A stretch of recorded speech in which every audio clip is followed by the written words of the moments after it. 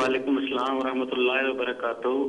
आसिफ साहब आपकी खिदमत में और उलमा की खिदमत में इस्लाम। जी वालेकुम अस्सलाम। और एक मेरा छोटा सा सवाल है, उससे पहले मैं ये जरूर कहना चाहूँगा कि हमारी दिली दुआएं जो हैं वो शुहदा के साथ हैं और उनकी जो फैमिलीज के साथ, और जो हमारे जख्मी भाई हैं और उनकी फैमिली के साथ हैं, और हम हुज़ूर अनवर अय्यदुल्लाह ताला बिन नस्रुल अज़ीज़ के इस गम में उनके साथ हैं।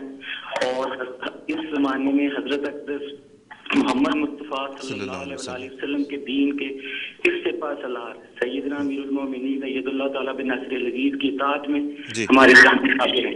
जी ठीक है जी। और सवाल मेरा ये है कि ये जो पहले तो ये बात है कि हम तो अल्लाह के फजल से अमली मुसलमान हैं, तो हमें मुर्तद किस बेस पे कहा जाता है?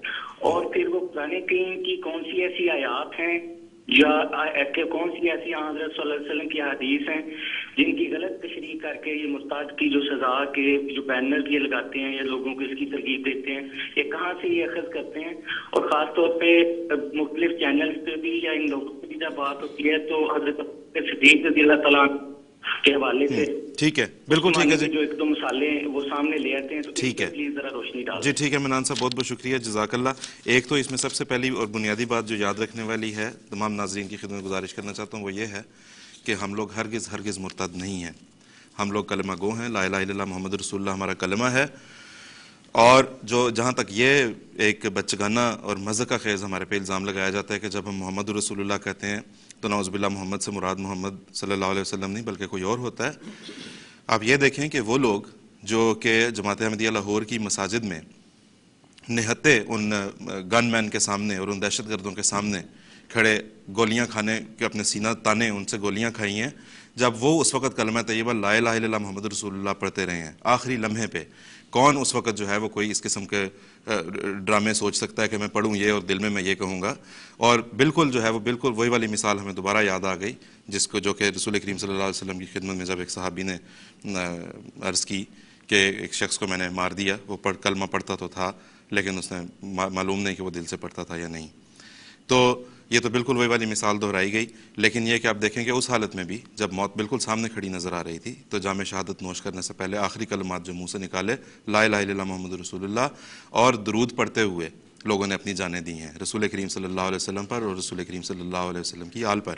तो एक बात तो ये है कि पहली और बुनियादी बात यह कि हम हरगिज़ मुर्तद नहीं हैं।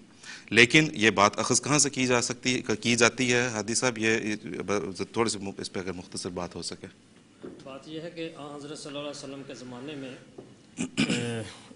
बाज़ वाक़यात ऐसे हैं जिनमें ऐसे मुर्तदीन जिन्होंने मुहारबत की, जिन्होंने स्टेट के ख़िलाफ़ या ऐसे जुर्म किए जिसमें कत्ल व गारत थी, ऐसे मुजरमों को कत्ल की सज़ा दी गई और उन पर फिर उनको माफ़ भी किया गया। बहुत सारों को, एक दो ऐसे थे जो कत्ल हुए। इस बुनियाद पर और इस बुनियाद पर कि मन बदला दीना हूँ फ़क़्तुलू हो, ये भी एक हदीस है, उसको भी इसी तरह ही लेते हैं। लेकिन अमलन देखा जाए तो कुरान करीम इसको रद्द करता है कि एक शख्स जो दीन की खातर या दीन बदलता है अपना, उसको खालस उसके दीन की वजह से कत्ल किया जाए कि उसने इर्तदाद किया है। ये कुरान करीम के बिल्कुल ख़िलाफ़ है। आसलम के ज़िंदगी में कोई ऐसा केस नहीं कि सिर्फ़ दीन की खातर किसी को कत्ल किया गया हो। कितने ही मुर्तद थे, कबाइल के कबाइल भी मुर्तद हुए, किसी के ख़िलाफ़ ऐलान जहाद नहीं हुआ। ऐलान जंग उनके ख़िलाफ़ हुआ है जिन्होंने बगावत करके इस्लामी कानून के ख़िलाफ़ बगावत की, स्टेट के ख़िलाफ़ बगावत की। बागी की सज़ा जो है वो क़िताल है।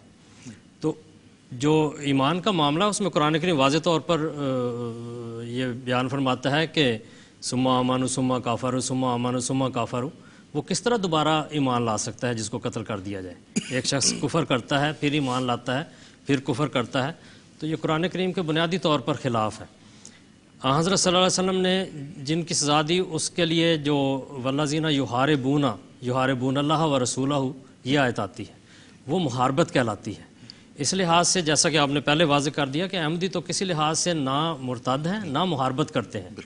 सबसे बड़ा मुल्क का वफ़ादार अब इन हालात में भी जबकि परसिक्यूशन होती है, अहमदी ने कभी अपने मुल्क से वफ़ा को आँच नहीं आने दी, तो मुहारबत कभी भी नहीं हुई।